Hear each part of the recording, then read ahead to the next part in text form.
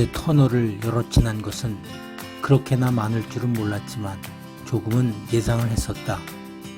지도 앱에 도보로 지정하면 구도로를 통해서 가게 되는데 거리도 30km 정도로 적당하고 경치도 좋지만 비포장도로이고 특이하게 지도에 길이 나타나 있잖아. 자칫하면 길을 잃을 것이 염려되었다. 자전거로 지정하면 크게 우회하여 44km로 지나치게 멀었다. 자동차로 지정하면 30km이고 자동차 전용 도로는 아니라서 걷는 것은 가능하지만 터널 지나가는 것이 부담스러웠다. 걷기 여행에서 가장 부담스럽고 경계해야 할 것은 길을 잃는 것이다. 길을 잃는 순간 안전을 걱정해야 하는 상황과 맞닥뜨리게 되기 때문이다.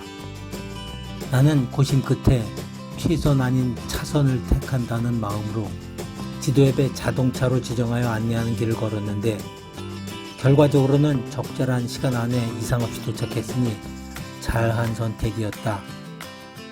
오전 4시 양구에 숙소를 나서 인제로 향했다. 3일 전부터 화천읍과 간동면 오음리에서 숙소가 불편한 사태에 잠을 설치다 보니 아침마다 몸이 찌뿌둥했었는데 어제 양구에서는 모처럼 마음먹고 가격이 좀 비싸기는 하지만 평점 높은 모텔을 선택해서 편안하게 잘 쉬었더니 상쾌하다. 오늘도 사실은 동선을 정하는데 꽤 고민을 했었다. 가장 안전하고 편안한 길은 원통으로 돌아가는 코스였는데 총 거리 40km로 실제 걷다 보면 50km 가까이 될 수도 있어서 약간은 부담스러웠다. 최단 거리는 30km로 산을 넘어서 가는 길이었는데 도로의 상태가 어떨지 걱정이 되었다.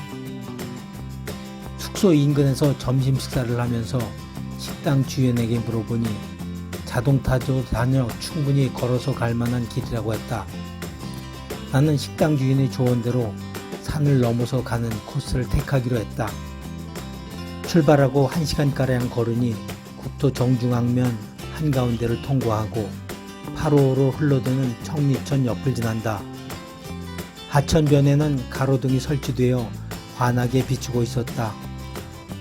걸어가는 이는 나밖에 없다 보니 마치 나만을 위한 공연당을 설치해 놓은 듯해서 즐거웠다. 간혹 영화나 드라마에 보면 돈 많은 재벌이 극장을 통째로 빌려 사랑하는 이를 위한 특별 이벤트를 벌이는 것은 봤지만 나처럼 벌판 전체를 꾸미는 것은 본 적이 없다.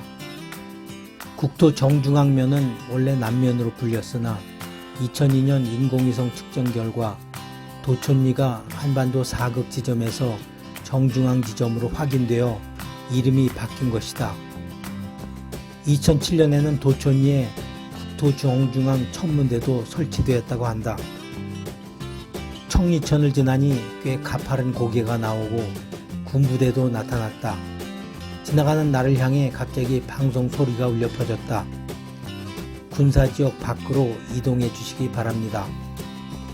화들짝 놀라 주변을 확인해 보니 내가 특별히 잘못했다기보다는 군사시설에 더 이상 접근하지 않도록 의례적으로 경고하는 것이었다.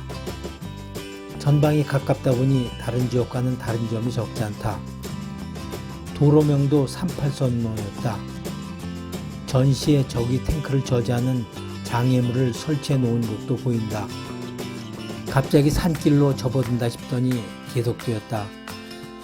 산림청에서 관리하는 임도였는데 아프리카 돼지열병 차단을 위한 담장도 계속해서 나타났다.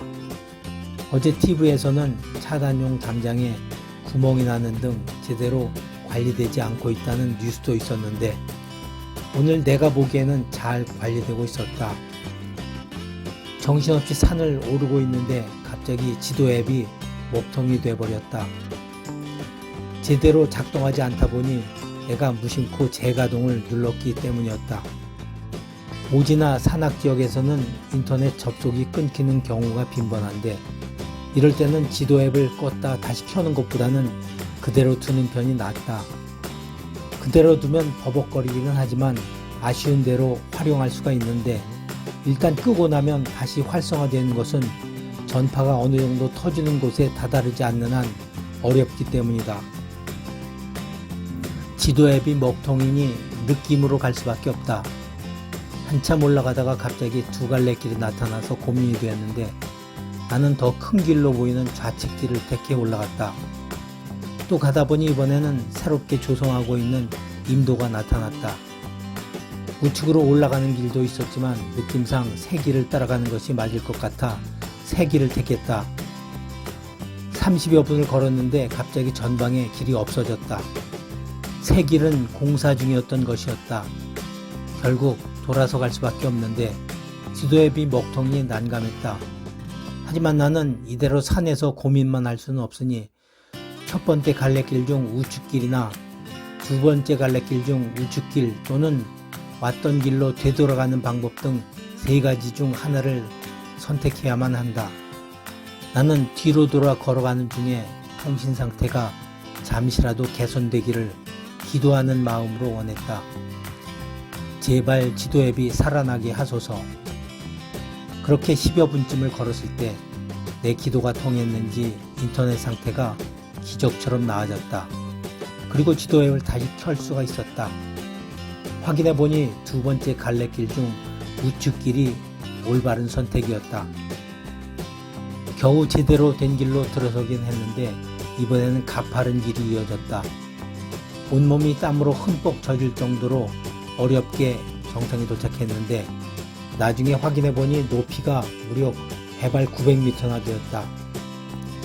산을 넘어서 걸어가라는 식당 주인의 조언을 받아들인 것은 나였으니 이제야 누구를 탓할 수도 없고 소용도 없다.